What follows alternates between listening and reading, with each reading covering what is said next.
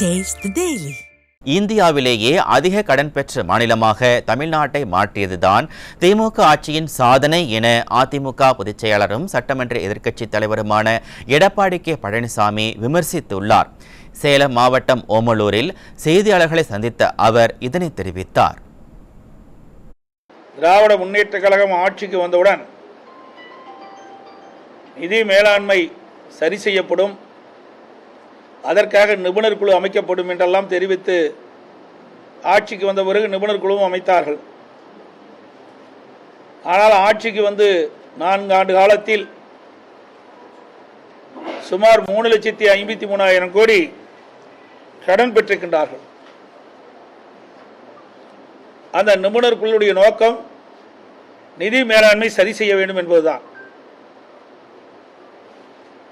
அதற்கு மாறாக ஒவ்வொரு ஆண்டும் ஆட்சி பொறுப்பேற்றது கடன் வாங்கி இந்தியாவிலேயே அதிக கடன் பெற்ற மாநிலம் தமிழ்நாடு என்ற சாதனையை திரு ஸ்டாலினுடைய அரசாங்கம் சாதித்திருக்கின்றது.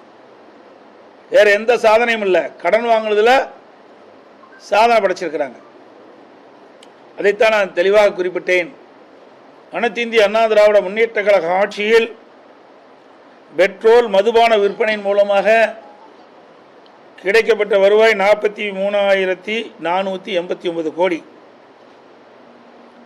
திராவிட முன்னேற்ற கழகம் பொறுப்பேற்ற பிறகு 2024-25 ஆண்டு பெட்ரோல் மதுபான விற்பனையின் மூலமாக கிடைக்கப்பட்ட வருவாய் 69,588. இதில் மட்டும் 26,099 கோடி இவர்களுக்கு வருவாய் அதிகரித்து கிடக்கின்றன. ஜிஎஸ்டி 2021 அதிமுக ஆட்சியில் 37,942 கோடி, 2024-25 திராவிட முன்னேற்ற கழக ஆட்சியில் 73,788 கோடி. அதாவது 100% இந்த ஜிஎஸ்டி வரியின் மூலமாக வருவாய் கிடைச்சிருக்குது. இதற்கு மேலே 3,53,392 கோடி கடன் வாங்கியிருக்கிறீங்க.